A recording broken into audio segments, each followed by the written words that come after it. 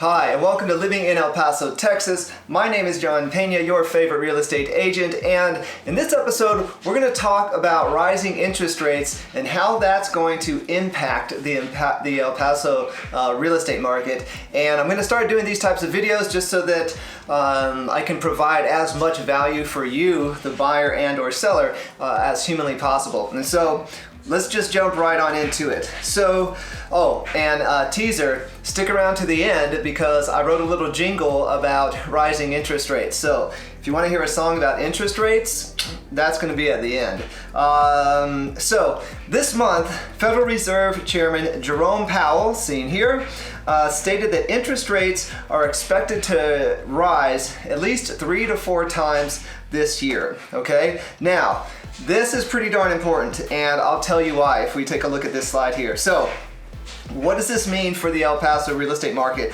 or quite honestly, for the American real estate market? But specifically, I want to focus on El Paso here. So, you can see here that for a bit of a historical perspective, for the last 4 years or so, we had interest rates that were around 3.5% to 5%. Now, quite honestly, you know, we've had interest rates around 3% or below, which we've all gotten spoiled with. But quite honestly, 3.5% to 5% is still pretty darn good if you look back. Like interest rates have continued to trend down, so 3.5% to 5% is still pretty good, but it's definitely not as good as 3 or below 3%. So you can see that what happened in 2020, which is represented right here, is that this is around the point where good old COVID happened.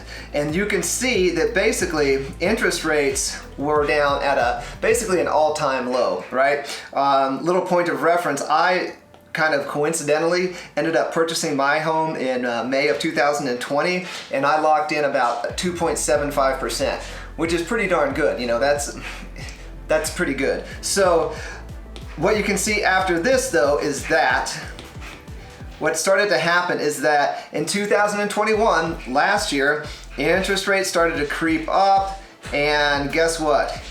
Here's where we were in November. So interest rates are climbing, okay? And so that's going to have a pretty significant effect on the market, and it's going to have a pretty significant effect on buyers and consequently on sellers. So if we take a look at this, we can see this is really going to kind of, I hope, drive it home for you. But essentially, what those low interest rates did during COVID is they dramatically drove up demand for homes. Demand for homes was already strong, and we as a country are already facing a housing shortage, so we have low supply, and then COVID really accelerated that demand. And part of what accelerated that demand were these low interest rates, because when interest rates are lower, more buyers can get qualified for home loans, demand increases, and these buyers qualify for more purchasing power. And purchasing power is really the point that I want to drive home here, because this is really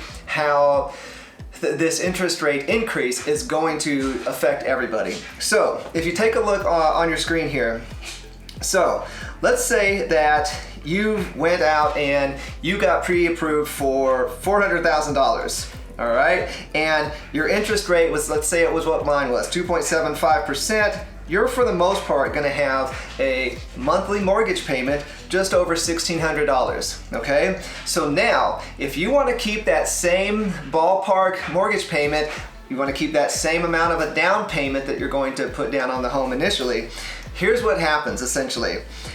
As the interest rates climb, you can see that essentially a buyer's purchase power decreases. So you can see that if we want to keep that same general monthly payment, but if interest rates go from 2.75 to 4%, well, guess what? Now you are only able to afford $340,000 home if you want to maintain that same monthly payment. Another way to think of this is for every 1% increase in an interest rate, your purchasing power goes down about 10%. So a nice way to think about this, well, it's not that nice, but if you're a buyer, but the way to think about this is we can use this example. let's say that, your interest rate, you get locked in right now for 3%, great. Your purchasing power, you can afford a home that's $400,000.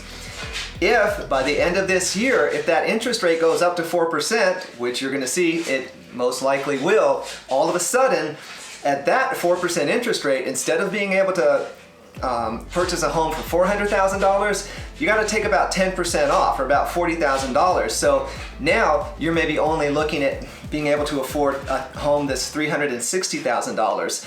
That's your purchasing power. That's the impact that rising interest rates have on buyers. It decreases or suppresses your ability to buy more home, right? So right now when interest rates are low, buyers can afford more home, right?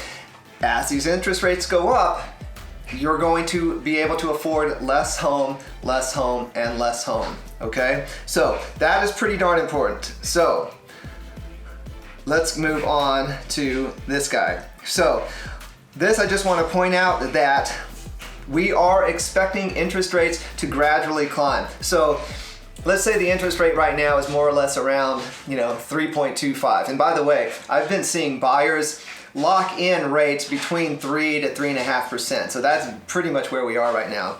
But the Fed isn't going to just hike up the interest rate. It's not going to go from 3.25 to 4.25 next month. It's going to happen gradually, typically in quarter percentage increments, and typically quarterly. So you can see here, for instance, when we average these all together, this is 2022 first quarter, which we're in right now.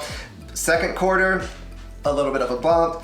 Third quarter, a little bit of a bump. And then by the end of the year, a little bit of a bump, right? Now, watch out, right? Because there are plenty of folks who are suggesting that we will hit that 4% in 2022, okay? Now, I do like this. They make a nice point, like, even if mortgage rates reach 4%, they're still gonna be at pretty historic lows. So, all in all, we're still doing well. But at the same time, 3% is significantly better than 4%. If you were to, that 1% change in interest rate, if you're going for, like, say, a 30-year amortized loan, that difference of 1% in your interest rate means tens of thousands of dollars more that you're going to end up paying, right, in interest, so, which is what we're all trying to avoid here. So that's kind of where we're at here, okay? What does this mean? Less buyers are going to qualify for home loans also, and those that do qualify are going to qualify for less, right? We talked about that purchasing power. Some folks, as interest rates increase, they're not going to qualify for a home loan at all. They might have been kind of just right on the fence, and while interest rates were closer to 3 or even a little bit below, their income to debt ratio, their credit scores, all of that squeezed them into being qualified. But as the interest rates climb, those folks who are just kind of barely getting qualified for a home loan, they're not going to qualify for a home loan. So obviously what that's going to do, it's going to soften demand, right? We all know that we've been in this crazy seller's market, and a seller's market is essentially when there is low inventory and very high demand. Right now, that remains the case. There's very, very high demand. As interest rates climb, less buyers are going to qualify for loans, and remember, those buyers are going to qualify to purchase less home. That is going to soften demand. That will impact not only the poor buyers that are trying to find homes, but it's also going to affect sellers, right? Sellers are in a very good place right now because there's so much demand.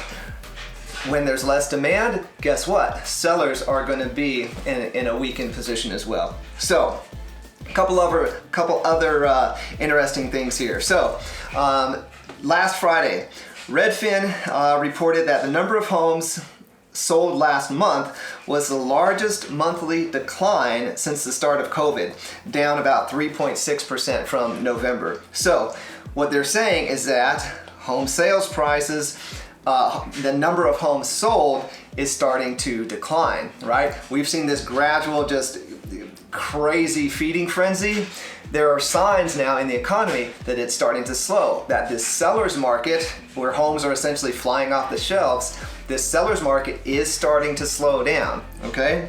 So something to think about, right? So now, record low inventory, I kind of like to think about it as like going to the grocery store and the shelves are kind of bare, right? Remember when COVID started and there was like no toilet paper, or you'd go and it was pretty slim pickings? That's what we find ourselves in now. But anyway, record low inventory is also to blame in the fact that less houses are selling. So it's not just that the seller's market is falling apart.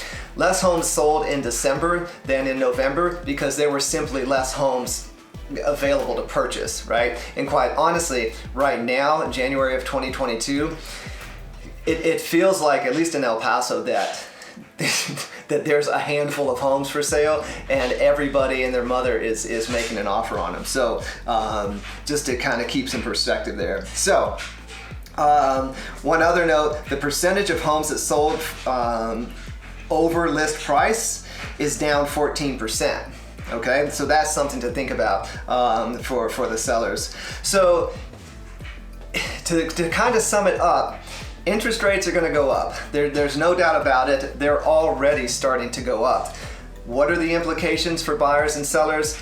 Essentially, buyers, less of you are going to qualify for loans, and you're going to qualify for less house. So instead of being qualified for $300,000, you might be qualified for closer to $260,000, $270,000, right? So that $300,000 house that you could afford yesterday, all of a sudden, a year from now, that house is going to be out of reach. So sellers, what does that mean?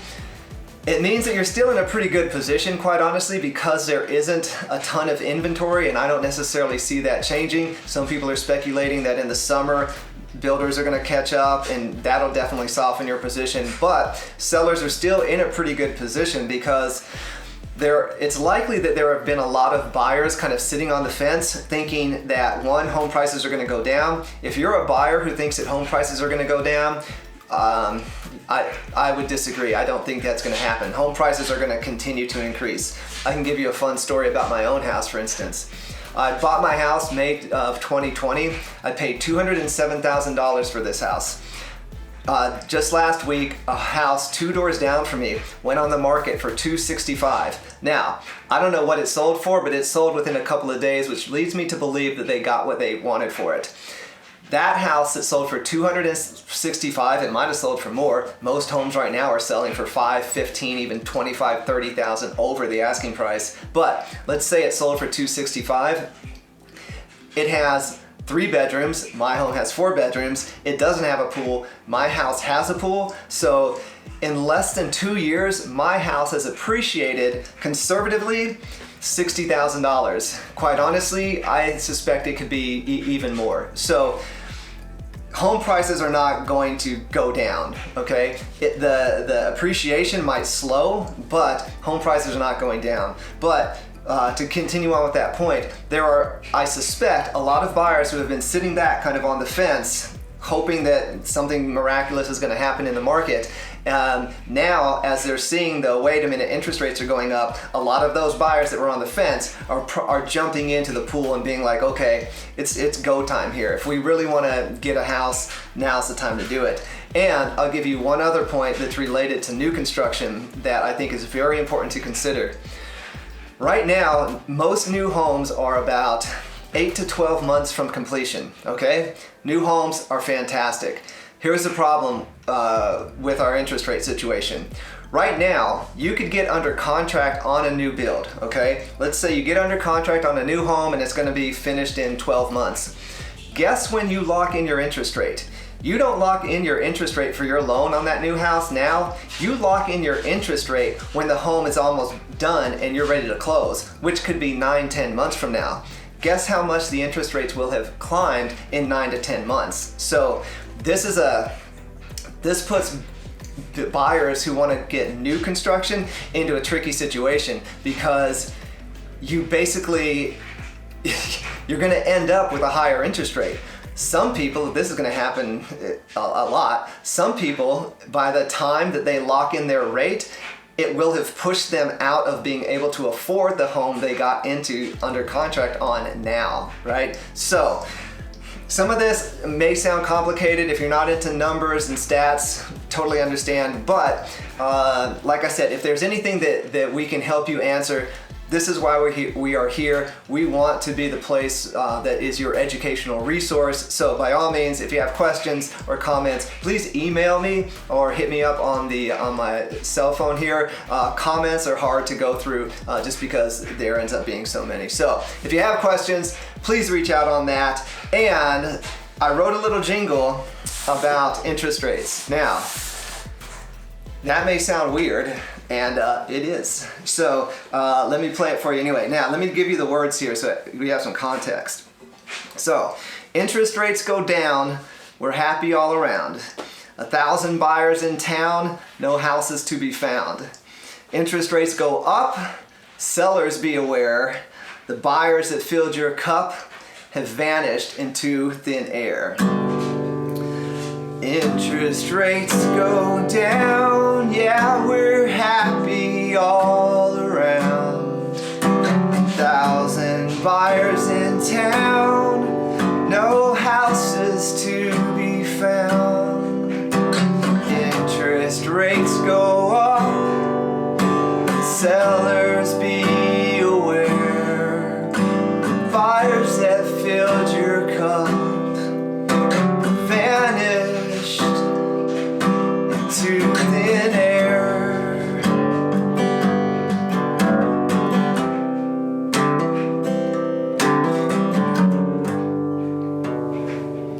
So there you have it, just a little jingle that you can all sing along with, just to kind of keep the main points in your head. But in all seriousness, people that are informed make better choices, right? So whether you're a buyer, whether you're a seller, you want to be informed, you want to know what's happening in the market, and if that's the kind of information that you find useful, please consider reaching out. And other than that, check out the main episodes that always drop Saturday morning at 9 a.m. and we'll talk to you later.